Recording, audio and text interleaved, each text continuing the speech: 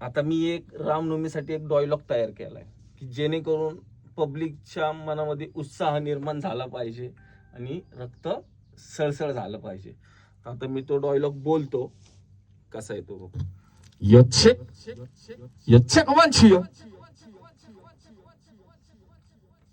अरे हर हर महादेव म्हणून आवाज उठला, दुश्मनांच्या कपाळावर घाम फुटला, मावळ्यांनी काढल्या नंग्या तलवारी, तसेच दुश्मन पळती माघारी.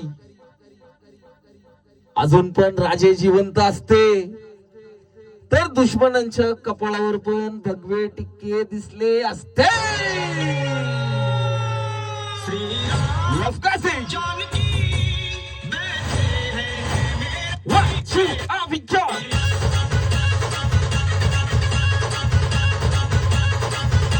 चला राम भक्त,